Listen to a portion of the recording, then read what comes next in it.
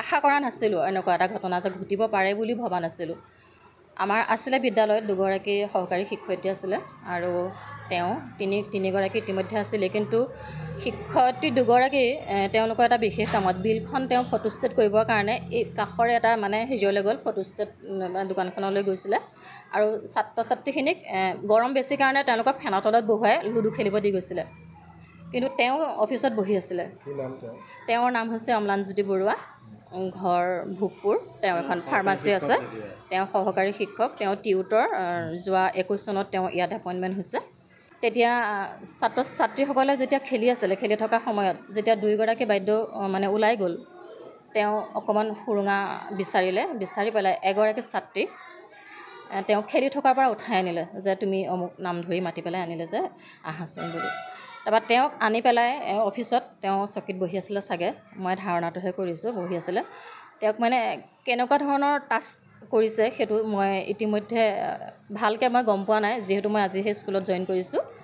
আৰু তেওঁক মুখত সোপা দি লৈছে বুলি তেওঁ অভিভাৱকে মোক জনাইছে। মোক এখন এপ্লিকেশ্যন দিছে, মই তেতিয়া গুৱাহাটীত গৈ পাইছোঁগৈহে জাষ্ট। তেতিয়া সেই এপ্লিকেশ্যনখন যেতিয়া দিলে মই দেখি পেলাই নিজেও বৰ দুখ লাগিলে। আৰু এতিয়া মই কি ষ্টেপ ল'ম, মই আছোঁ গুৱাহাটীত, জাষ্ট গৈছোঁ মোৰ চিকিৎসাৰ বাবে। ফালৰ পৰা মই এটা ষ্টেপ তেখেতক মই অলৰেডি বন্ধ কৰি ৰাখিছোঁ। তেওঁ শনিবাৰে ইয়াত অহা নাই, আহিবতো নোৱাৰেই, কাৰণ আহিলে হয়তো কিবা অপ্ৰীতিকৰ কিবা এনেকুৱা ঘটনা ঘটিব পাৰে।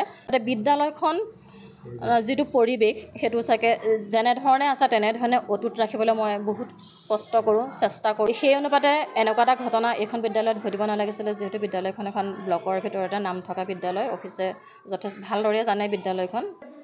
চাওক, মই এজন অভিভাৱক হিচাপে আপোনালোকক ক'ব বিচাৰিছোঁ যে এই স্কুলখন কিবা এটা ঘটনা ঘটি গৈছিল, সেইখিনিয়ে আচলতে হ'ব নালাগে।